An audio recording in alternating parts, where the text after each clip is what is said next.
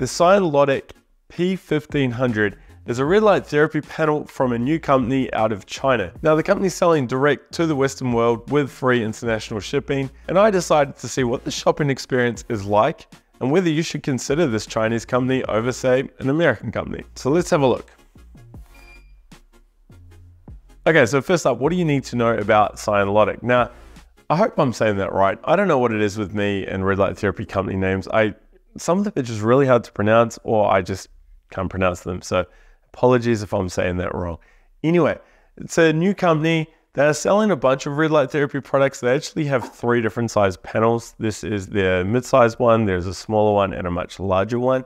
They seem really eager to get into the red light therapy consumer market. They've been hassling me for some time now to check out one of their products. Now, I typically don't review companies that are very new or even quite foreign. You know, if they don't have local payment processing or good English in their website or communications, I just stay away from them.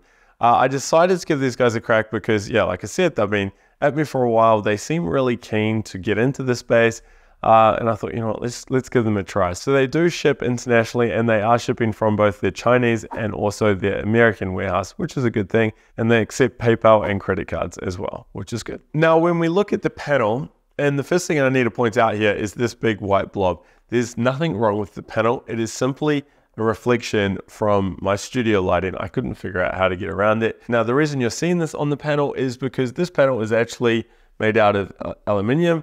And on the front, there's actually a really high gloss reflective surface. Makes filming rather tricky, but it is quite nice to look at. It's a bit different to the usual panels we see. Now there's 300 LEDs with 5 different wavelengths in this panel. I'll do the full breakdown later on in the video and also test the power. It comes with an assortment of accessories, including this handy remote, which actually works really good.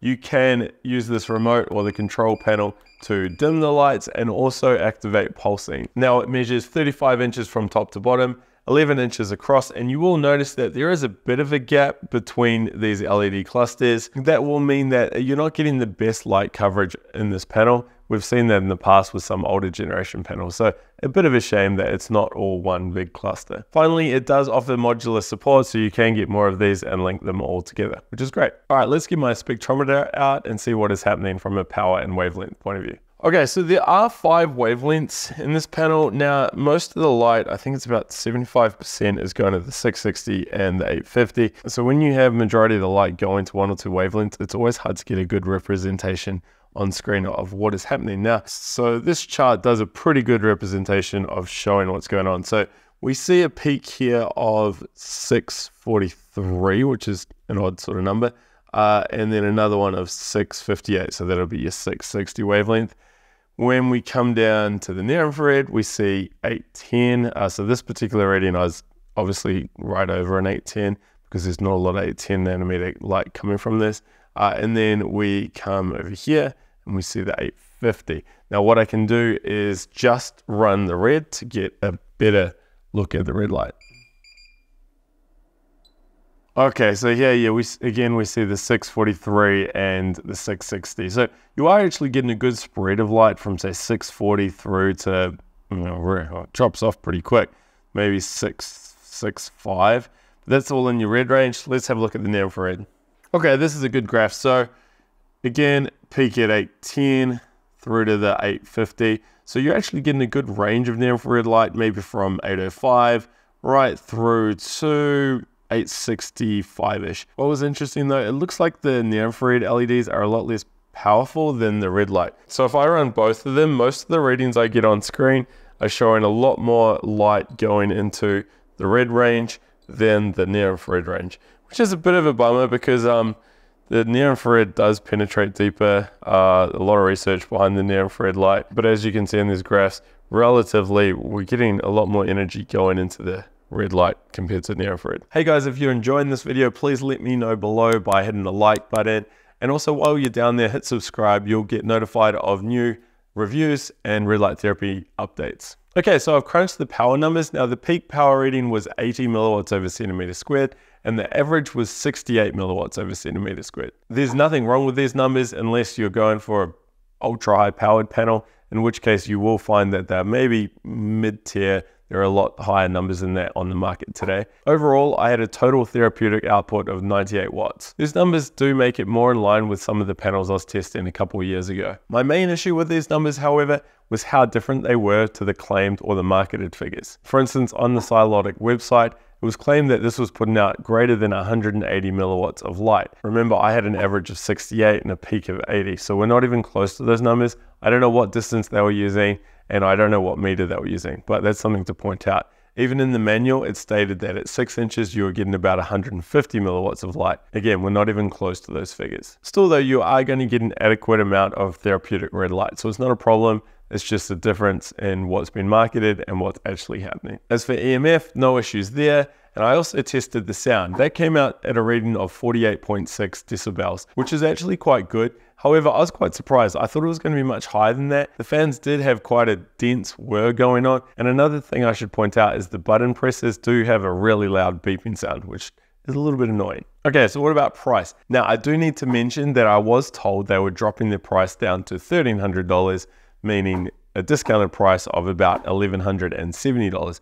That is a big price drop. The cool thing is that price includes shipping. Remember, they ship from either China for international customers or from the US warehouse for US-based customers. If we look at the power and the price from a value point of view, we get a figure of $14.70. That's how much you need to pay to get 1 watt of therapeutic red light.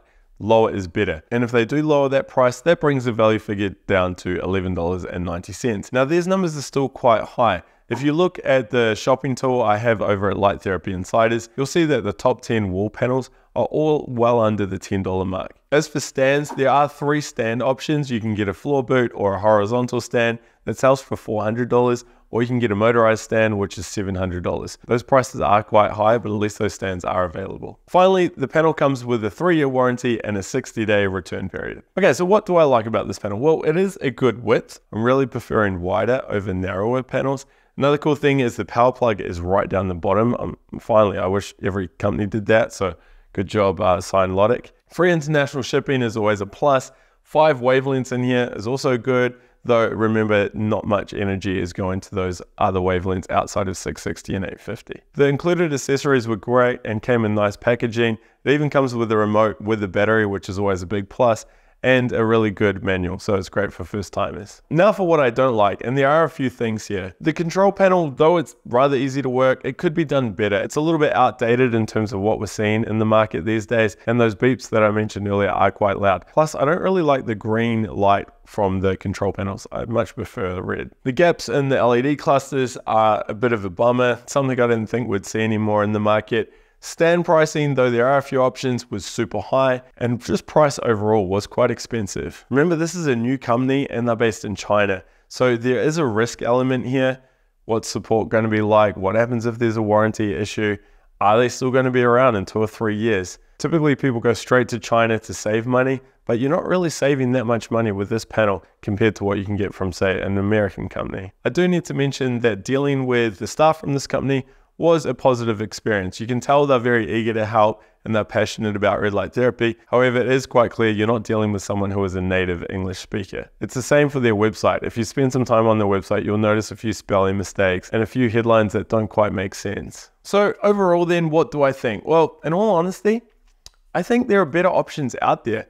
If you want to save money and go straight to a Chinese store, you can actually get some panels directly on Alibaba and save even more than what you'd pay for here. If you are going to be spending that $1,200 or even more, I mean, you may as well go check out a Mito Red or a Platinum LED. If you're in Europe, you could check out Cyto LED or Block Blue Light. If you're in Canada, there's lots of options as well. Really, there's no strong reason to go with the Scienlodic P1500. There's nothing revolutionary in terms of features. Price-wise, it's not an exceptional value. You're going to be buying from a new red light therapy company, and you might be interacting with people who aren't quite fluent in the English language. I really wish the price was rock bottom low, or there was some amazing new feature or a design that we just haven't seen before. I mean, yes, this is a relatively new design, but it's not a total game changer. There needed to be something amazing that's going to draw people to this product and to this company. But with all those other options out there, especially from companies that have been around for 10 years and maybe based in your own country, it's really hard to recommend this. Saying that, there's nothing wrong with it. It's going to do the job. It's going to put out enough light. It's got all the wavelengths. It's got pulsing. It's got dimming. It's got a remote control. It's got the accessories. It's going to work. It's just that you can probably find a better product elsewhere. Now, speaking of other products, especially if you want to buy direct from China and save some money, I highly recommend checking out this video. It is a review of a panel I purchased direct from Alibaba. Check it out by clicking here. Otherwise, leave a comment below and I'll see you later.